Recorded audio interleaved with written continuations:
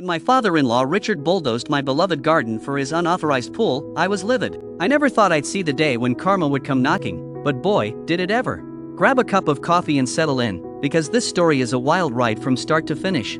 But before we start, smash the like button and make sure to subscribe if you haven't, and hit that notification bell so that you won't miss any new stories. First, let me introduce myself. I'm Linda, a 40-year-old high school English teacher living with my husband Tom and my father-in-law Richard. Tom and I have been married for 15 wonderful years, and we've been together since college. Life was pretty smooth sailing until about 2 years ago when Richard moved in with us after my mother-in-law passed away. Now, Richard isn't exactly the easiest person to live with. He's got opinions on everything and thinks he knows best about, well, everything. Our relationship has always been a bit strained, but I've tried my best to make it work for Tom's sake. Tom and I don't have children, so for years, I'd poured my heart and soul into our backyard instead. It was my little piece of heaven, a lush lawn surrounded by colorful flower beds that I'd nurtured from seedlings. Gardening became my passion, my escape, my way to unwind after a long day of teaching moody teenagers. Every weekend and spare moment, you'd find me out there, tending to my plants, watching them grow and bloom. It was more than just a hobby, it was what kept me busy, happy, and sane. But Richard? He had other plans for my sanctuary. It started innocently enough. One evening, as we were finishing dinner, Richard cleared his throat. "Linda, Tom, I've been thinking." I shared a look with Tom. Those words from Richard usually meant trouble. "The backyard," Richard continued, "it's just sitting there. We should put in a pool." I nearly choked on my water. "A pool? Richard, where would we even put it? The yard isn't that big."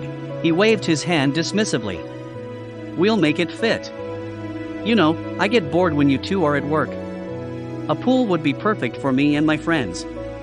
Especially during these hot summer days." Tom, bless him, tried to reason with his father. "Dad, Linda's put a lot of work into the garden. You can't just remove all the beautiful flowers there. Plus, a pool is a big expense and responsibility. I don't think you can manage it." But Richard wasn't having it.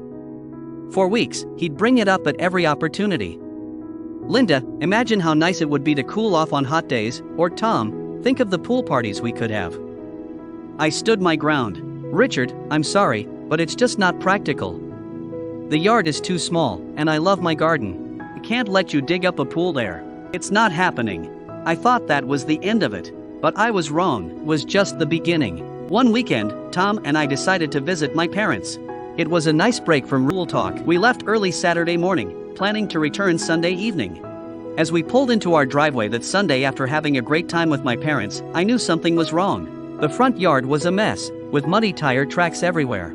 My stomach lurched as we rounded the corner to the backyard. I couldn't believe my eyes. Where my beautiful garden had once stood was now an enormous hole. Piles of dirt surrounded it, and most of my carefully tended flowers had disappeared. In the middle of it all stood Richard, grinning like he'd just won the lottery. "Oh, finally decided to come back, have you?" he sneered. "I've started the pool for you. No need to thank me." I was speechless. Tom, on the other hand, exploded. "Dad, what the hell were you thinking? We told you not to do this." Richard just shrugged. "You'll thank me when it's done. I got a great deal on the diggers." I felt tears welling up in my eyes. My hard work was destroyed in a single weekend by my own father-in-law. Why couldn't he understand how much I loved my plants? Why did he ruin my beautiful garden? When Tom noticed my silent sobs, he put his arm around me and led me inside. "I'll deal with him, Linda. Please don't worry about it," he said. "I won't let him build a pool there. And your plants, I'll hire a professional gardener and restore the backyard like you want it to be. Okay? Please don't cry." The next morning, I woke up hoping it had all been a bad dream, but one look out the window confirmed the nightmare was real. The diggers were back. As they continued their work, karma decided to pay Richard a visit, and that's when I spotted our neighbor, Mrs. Jensen, walking her little dog Buster. Mrs. Jensen was a stickler for rules and regulations, and she and Richard had never gotten along. To my surprise, she marched right up to Richard with a sweet smile on her face. "Richard, darling," she began, her voice dripping with false sweetness, "did you know there are regulations about how close you can dig to a property line?" Richard scoffed. "I know what I'm doing, Margaret. Mind your own business." Mrs. Jensen's smile widened. "Well, you should know the city inspector is a good friend of mine. Let me give him a call and see what he thinks." I watched as the color drained from Richard's face. Before he could protest, Mrs. Jensen had her phone out and was chatting away. A city inspector arrived on our doorstep an hour later. He took one look at the mess in our backyard and shook his head. "I'm sorry, sir, but this is completely against the code. You're going to have to fill this in immediately." Richard sputtered, but. The inspector wasn't finished, "And I'm afraid I'll have to issue a fine for starting construction without proper permits." I couldn't believe it. Karma was real, and it was working overtime. But wait, there's more. As the contractors started to fill in the hole, there was a loud crack. Suddenly, water began gushing everywhere. It turned out they'd hit an old water pipe. As a result, our backyard quickly turned into a muddy swamp.